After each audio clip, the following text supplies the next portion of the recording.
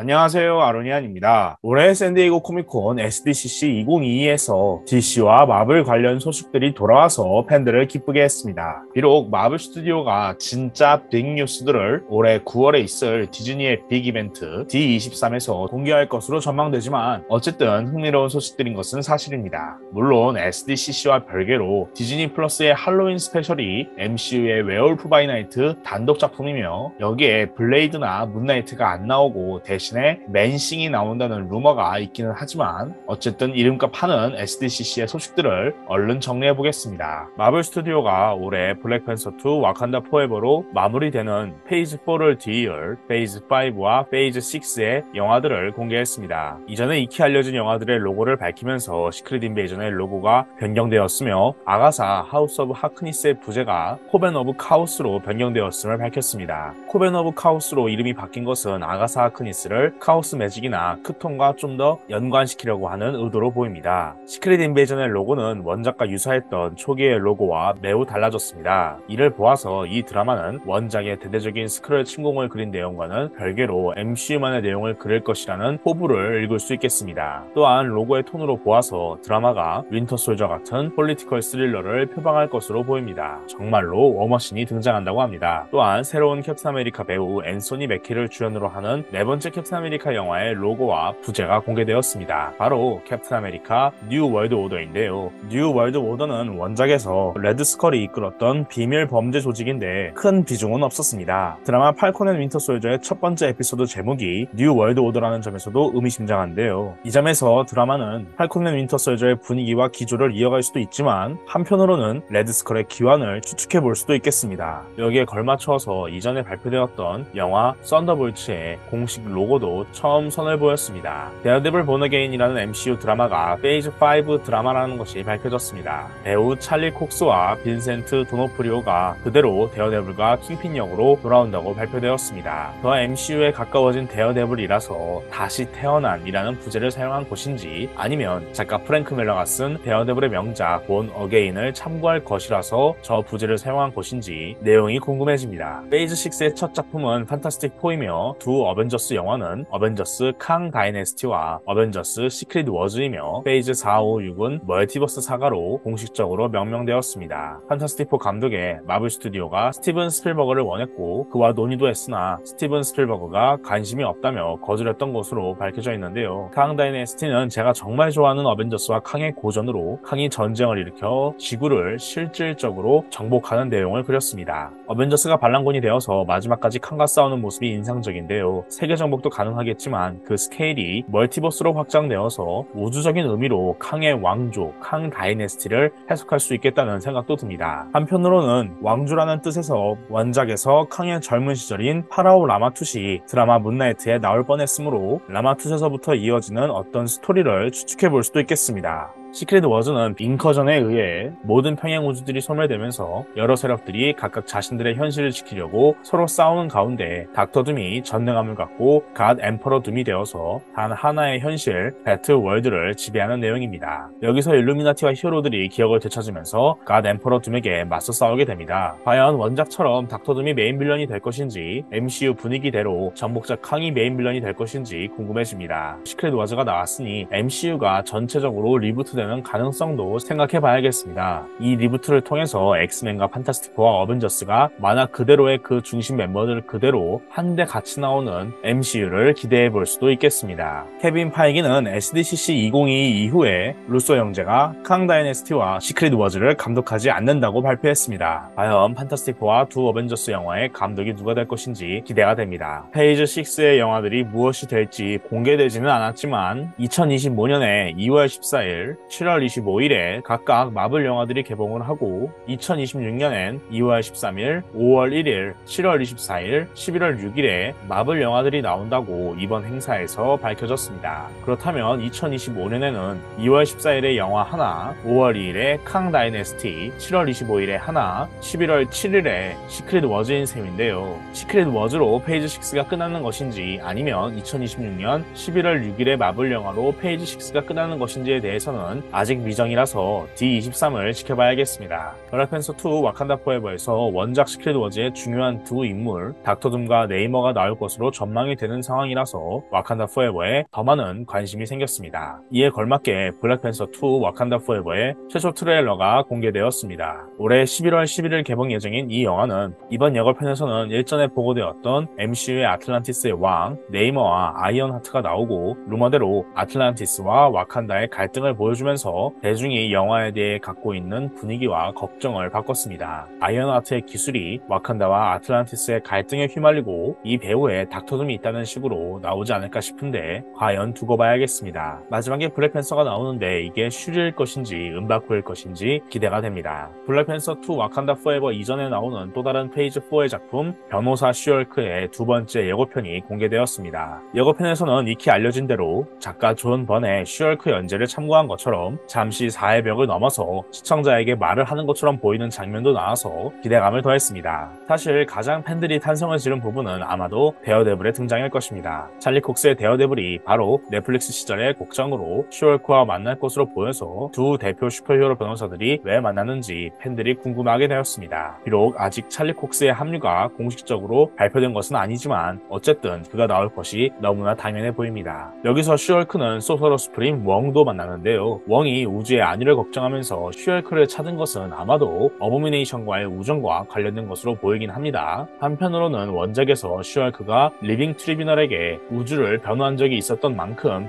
그녀의 MCU의 미래가 기대가 되기도 합니다. 한편 앤트맨과 와스프 퀀텀매니아의 첫 번째 컨셉 아트가 공개되었습니다. 앤트맨과 와스프는 물론 후방의 칸과 앤트맨 옆에 캐시 랭이 돋보이는데요. 캐시 랭 역할은 캐서린 뉴튼이 맡았으며 아마도 원작처럼 스태츄나 스팅어라는 이름으로 앤트맨처럼 활동할 것으로 보입니다. 후방의 칸 디자인이 참 신박한데 MCU 드라마 로키의 배우 조나단 메이저스가 다시 맡은 칸이 어떨지 궁금해지는데요. 이번 영화의 칸이 되게 우습고 쉽게 처리된다는 루머가 있는데 우선 SDCC 2022에선 이 영화의 칸이 자신을 정복자 칸으로 부르는 장면이 공개되었다고 해서 기대 중에 있습니다. 참고로 배우 빌 머레이가 모독으로도 나오는 것이 밝혀져서 팬들의 기대를 더했습니다. 가디언즈 오브 갤럭시 3의 내용도 조금 공개가 되었는데요. 어찌저찌해서 가무라가 라바저스에 속해 있으며 가오갤 멤버들에 대한 기억이 전혀 없는 상태라고 합니다. DC 드라마 피스메이커의 클램슨 역의 배우 추쿠디 아우지가 영화의 악당 하이 에볼루셔너리로 등장할 예정이며 우주 강아지 코스모도 등장할 예정이라고 합니다.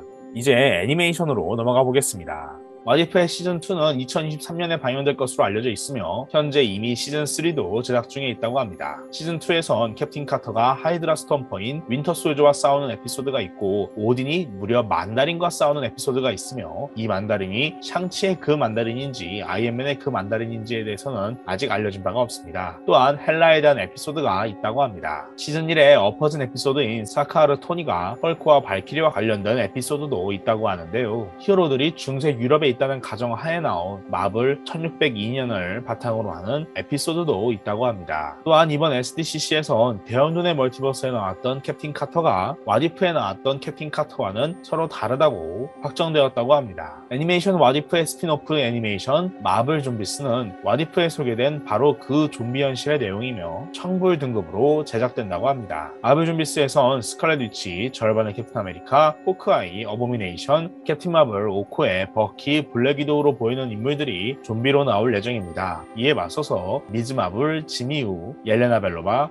케이트 비숍, 레드 가디언, 샹치, KT, 데스딜러가 인간 히어로로 나서서 싸울 예정이라고 합니다. 이터널즈의 이카리스도 좀비로 나올 것이라고 하는데 반만 좀비라고 알려져 있어서 팬들의 궁금증을 사고 있습니다. 이렇게 공을 들이는 걸로 보아서 머지않아 MCU 실사 영화에서도 이 현실과 이 좀비들을 볼 수 있을 것으로 보입니다. MCU의 베이비 그루트를 주인공으로 하는 애니메이션 I am 그루트의 예고편이 공개되었습니다. 올해 8월 10일에 공개될 이 단편 애니메이션 시리즈는 빈 디젤이 성으로 돌아와서 베이비 그루트의 아름다운 성장기를 재밌고 귀엽게 보여줄 예정입니다. 총 5개의 에피소드로 알려져 있으며 제임스 건과 케빈 파이기가 제작에 참여합니다. 또한 어드벤처 타임의 인기 에피소드 배드 주비스의 각본, 아티스트, 감독을 맡았던 커스틴 레포레가 전체 에피소드의 감독을 맡아서 화제를 모았습니다. 과연 얼마나 치명적으로 귀여운 베이비 그루트를 볼 수 있을지 다른 가디언들의 카메오 출연이 있을 것인지 기대가 됩니다.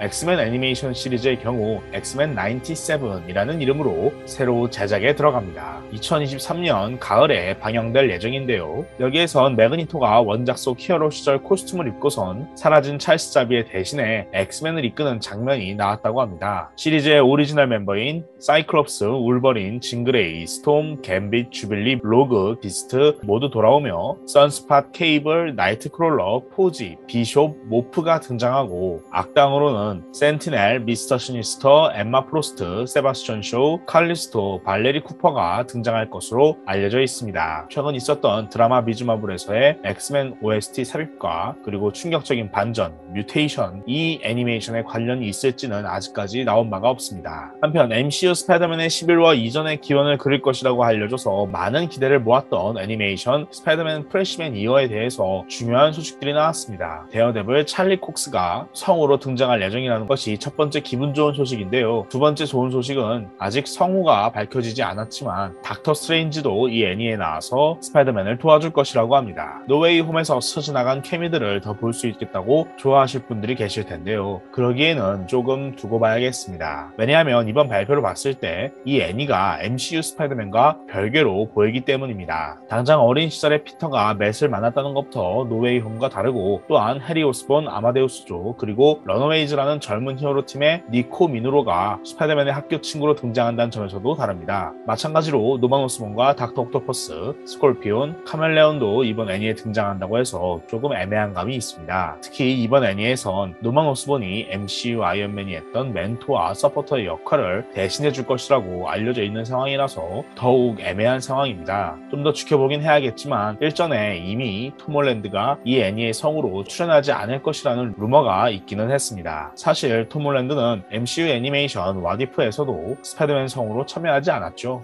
팬들의 이런 혼란함을 느낀 것인지 디즈니는 추가적으로 이 애니메이션이 MCU가 맞다고 밝혔습니다. 아무래도 왓이프처럼 MCU 메인 유니버스의 평행 우주를 다룰 것으로 보이는데 그렇지 않으면 너무 다르기 때문이죠. 어떻게 진행될 것인지는 2024년에 방영될 때 직접 확인해 봐야겠습니다. 이번 SDCC 2022의 승자는 단언컨대 마블 스튜디오였습니다. 데어데블 찰리 콕스의 귀환이 굉장히 돋보였는데요. 여기에 많은 팬들과 일반 대중들이 기대하던 두 어벤져스 영화의 부제를 공개하면서 방향성을 공개한 것이 신의 한 수였습니다. D23에서는 어떠한 빅뉴스들이 나올 것인지 정말 기대가 되는데요. 이미 충분히 거대한 SDCC 2022의 뉴스들을 한동안 잘 살펴보면서 앞으로 다가올 히어로 영화들을 기대해 봐야겠습니다.